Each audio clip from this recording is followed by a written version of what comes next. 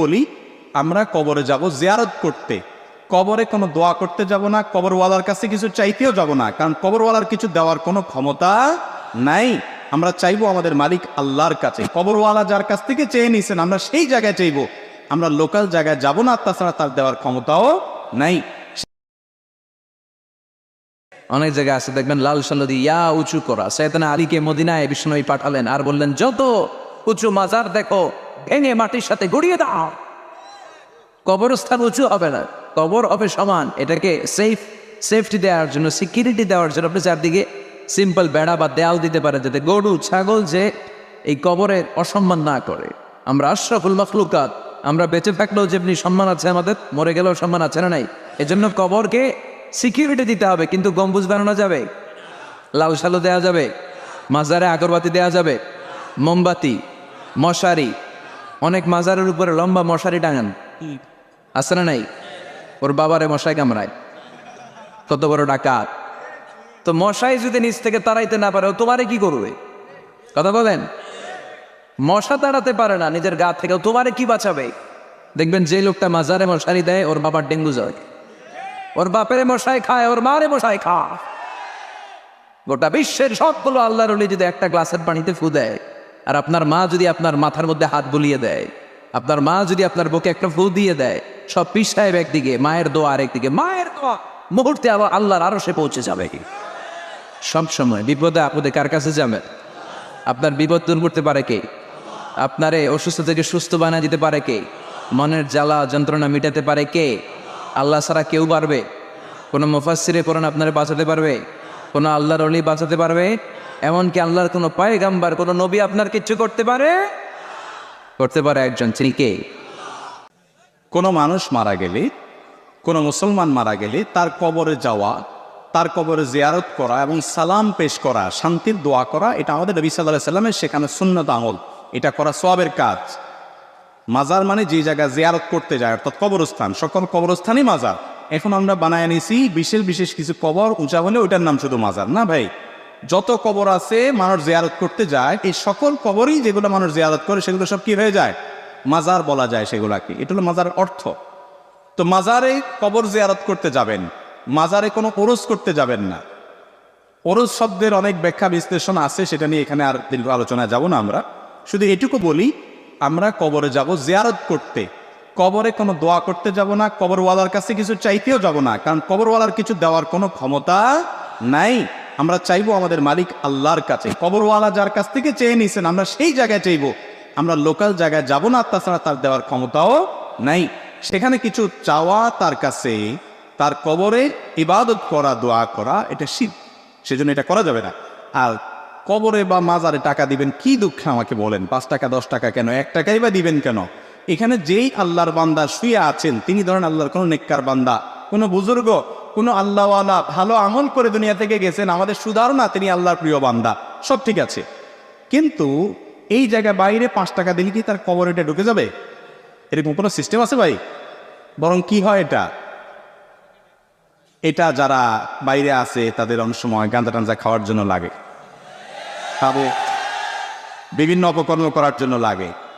এমনকি যদি ভালো কাজের জন্য করেন, সাধারণত কবরের আশেপাশে যারা এই কবর পাহারা দেয়, এলোমেলো জীবন, বৈরাগ্যতা, তাদের কোনো সংসার নাই, ভাবখানা এমন কিছুই লাগে না, কিন্তু পয়সা ঠিকই লাগে, পয়সা ঠিকই লাগে। 1 নম্বর কথা, ইসলাম কোনো বৈরাগ্যতার ধর্ম নয়। আল্লাহ রাব্বুল আলামিন আমাদেরকে বৈরাগী হতে বলে, সবাইকে সংসারী হতে বলেছেন। তোমার সংসারে এখানে কবরে বসে থাকতে বলছে কি?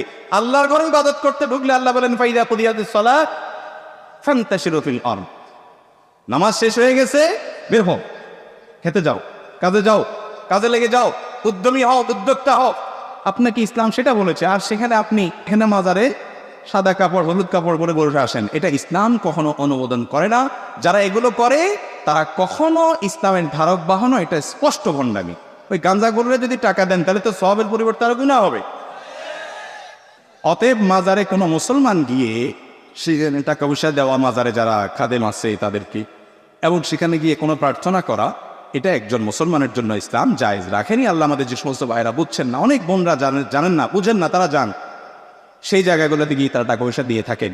তারা ভুল করেন, তাদেরকে আমরা বোঝাবো, আঘাত নয়, আক্রমণ নয়, তাদেরকে বোঝানোর চেষ্টা করবো যে আমরা গোলাম আল্লাহর, কোনো মাজারওয়ালার না।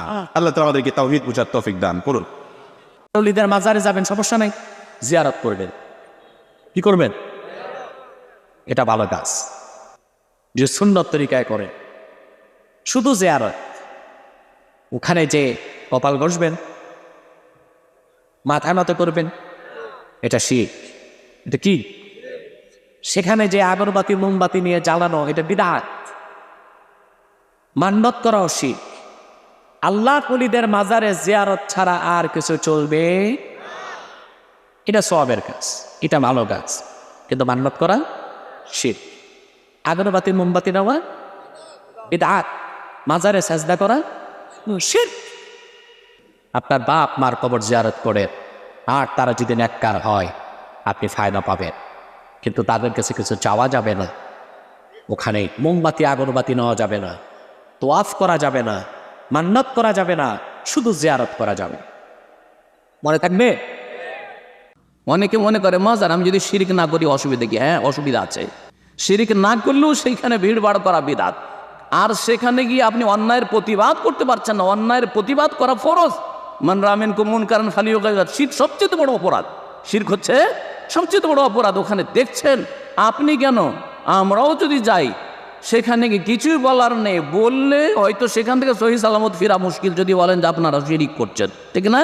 তাহলে ওখানে যাবেন আর শিরক দেখতে থাকবেন, আর শিরকের পাশ দিয়ে অতিক্রম করবেন, একটা কিছু বলতেও পারছেন না, আর বল প্রয়োগ কথা দূরের কথা, মুখের কথা মুখ খুলতেও পারছেন না, আর আপনি দেখতে যাবেন গুনাহতে শরীক না? আল্লাহর গজব নামছে সেখানে, কোনো আল্লাহর রহমত নাই সেখানে। যেখানে শিরক হচ্ছে সেখানে আল্লাহর সবচেয়ে বড় গজব নামছে। আপনি কেন যাবেন সেখানে? তারপরে বিদাতীদের সংখ্যা বাড়াচ্ছেন, আপনি শিরকারীদের সংখ্যা বাড়াচ্ছেন, তাদের সাপোর্ট করা হচ্ছে। সুতরাং অনেকে মনে করেন আমি তামাশা দেখতে যাচ্ছি না, তামাশা দেখতে যাওয়া জনগণের জন্য জায়েজ নাই। কোনো আলেমে দিন, কোনো দায়ী আল্লাহ, যদি কোনো ইসলামের বক্তা যদি মনে করে যে আমি চোখে দেখে এসব মানুষকে সতর্ক করব, সেই জন্য একবার যাব, তার জন্য হয়তো জায়েজ হইতে পারে। হ্যাঁ, কারণ যদি কেউ জিজ্ঞাসা করে ফেলে আপনি যে বলছেন যে ওখানে সিজদা হয়, ওখানে তওয়াফ হয়, তো আপনি নিজে দেখেছেন? তো বলতে পারবো না না দেখলে, তাই না? লালন শাহের মাজারে যাওয়া কি যাবে? লালন শাহের মাজারে গেলে আপনি যাওয়ার সঙ্গে সঙ্গেই বেঈমান হয়ে যাবেন। কারণ কারণ যেখানে শিরিক কুফর হয় সেখানে যাওয়া মানে শিরিক কুফরের দল ভারী করা, কোনো কারণেই যাওয়া যাবে না। সবচেয়ে বড় কথা ভাইয়েরা, বড় আফসোস লাগে, মাকে রেখে এই খালার বাড়ি ওই মাওই বাড়ি বেড়াচ্ছেন, মা ঘরে বসে আছে। এর চেয়ে পাগল কেউ আছে? আপনার মালিক আপনাকে ভালোবাসেন, মায়ের চেয়েও কোটি গুণ বেশি ভালোবাসেন। সে মালিকের কাছে না যে কোথায় মাজার কোথায় দরগা খুঁজে বেড়াচ্ছেন, খুবই কষ্ট লাগে ভাইয়েরা। খবরদার, মুসলমানের জন্য সকল পূজা হারাম। কবর পূজা, মাজার পূজা, পীর পূজা, গাছ পূজা, মাছ পূজা, দরগা পূজা এবং দুর্গা পূজা। সেই টাকাটা মাজারে দেবেন। আচ্ছা, মাজারে যে লোকটা শুয়ে আছে উনি আল্লাহর একজন অলি, আমি বিশ্বাস করি, ভিতরে শুয়ে আছে আল্লাহর একজন অলি।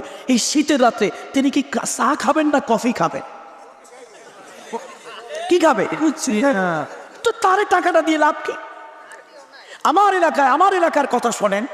আমার এলাকায় একটা লোকরে আমি দেখি নাই, তো আমি একজনে জিজ্ঞেস করলাম, কাকা ওকে?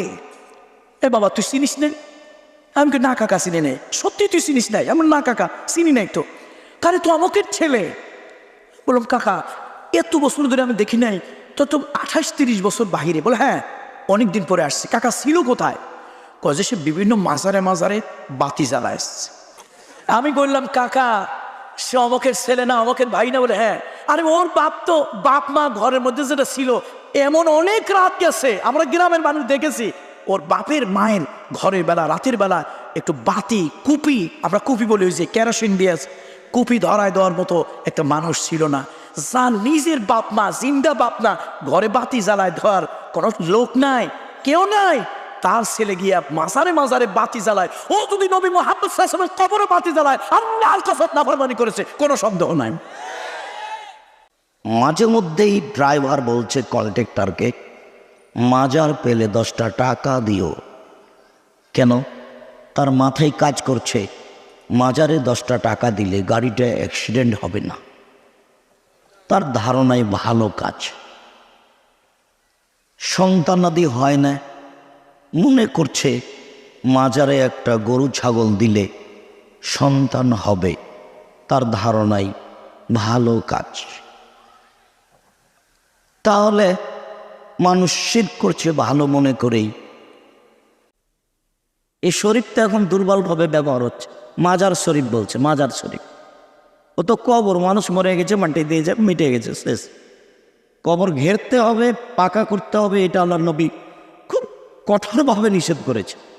এবং যত পৃথিবীতে উঁচু কবর আছে, কেউ যদি ভাঙতে না পারে, ঈসা আলাইহিস সালাম যেদিন আসবেন সেদিন ভেঙে দিবে। কোনো উঁচু কবর থাকবে না, কোনো শুক্র সোর থাকবে না, কোনো মূর্তি থাকবে না। সব ছবি মূর্তি পৃথিবীর ভেঙে দেওয়া হবে, আপনার কবর উঁচুগুলো ভেঙে দেওয়া হবে। সেটা ইরাকে হোক আর ইরানে হোক আর বাংলাদেশে হোক, যেখানেই হোক না, সেটা বড় হুজুরের হোক আর মেজ হুজুরের হোক আর ছোট হুজুরের হোক, যারই হোক, ওগুলো টিকবে না, যেহেতু মোহাম্মদ সাল্লাল্লাহু আলাইহি ওয়াসাল্লাম না করে দিয়েছে।